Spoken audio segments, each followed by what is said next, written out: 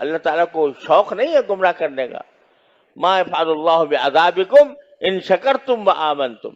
اللہ تعالیٰ خود کہتا ہے تمہیں عذاب دے کے میں کیا کروں گا اگر تم شکر گزار بنو اور ایمان کے تقاضوں پر عمل کرو. تو اللہ جل جلالہ نہیں چاہتے کہ تم گمراہی کے گڑھوں میں جا کے گرو، لیکن جب تم خود وہ راستہ اختیار کر لیتے ہو گناہوں کا، معصیتوں کا، اور اللہ کا خوف تمہارے دل سے مٹا دیتے ہو، یہ احساس مٹا دیتے ہو کہ میرا اللہ مجھے ہر وقت دیکھ رہا ہے، تو اس کا نتیجہ یہ ہوتا ہے کہ تم خود گمراہی کے گڑھوں میں جا کے گر جاتے ہو، اور گر جاتے ہو تو تمہاری عقل خراب ہو جاتی ہے. جب ایک مرتبہ گناہ کی خاصیت یہ ہے کہ جب تک آدمی نے کوئی گناہ نہیں کیا تھا تو پھر بھی ایک دل میں حجاب رہتا ہے، حجاب رہتا ہے کہ بھئی گناہ ہے، نہیں جانا چاہیے، اس کے پاس نہیں جانا چاہیے. لیکن جب ایک مرتبہ جرأت ہو گئی، ایک مرتبہ جرأت ہو گئی، شیطان بہکاتا ہی رہا، بہکاتا ہی رہا، بہکاتا ہی رہا، نفس آمادہ کرتا رہا، یہاں تک کہ آگے آدمی مجبور ہو کر کہ چلو یار کر ہی لو. ایک مرتبہ وہ کر لیا تو وہ جو ایک آڑ تھی نا تھوڑی سی، وہ ختم ہو گئی.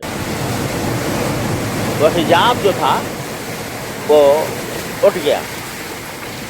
اب جو ہے راستہ کوئی کبھی اس دن کیا تھا، چلو آج کر کریں. تو یہ حجاب جب ختم ہو جاتا ہے تو اسی کا نام ہے کہ اللہ تعالیٰ گمراہی میں بھیج دے. یذرہم فی طغیانہم یعمہون، وہ اللہ تعالیٰ ان کے سرکشی کے اندر ان کو چھوڑے رکھتا ہے. تو یہ معنی ہے نور ایمان سلب ہونے کا. اور یہ خاص طور پر آنکھ کو اللہ تعالیٰ نے نور کا ذریعہ بنایا ہے. اس نور سے ہم ساری کائنات کو دیکھتے ہیں، اس نور سے ساری کائنات کا مشاہدہ کرتے ہیں.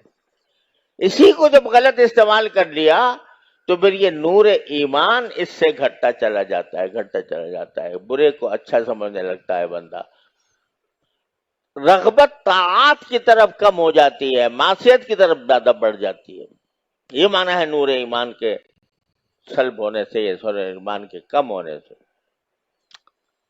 تو اس لیے یہ پہلا جو قدم ہے اصلاح کے لیے، اصلاح نفس کا، اس میں بھائی نگاہ کی احتیاط سب سے مقدم ہے.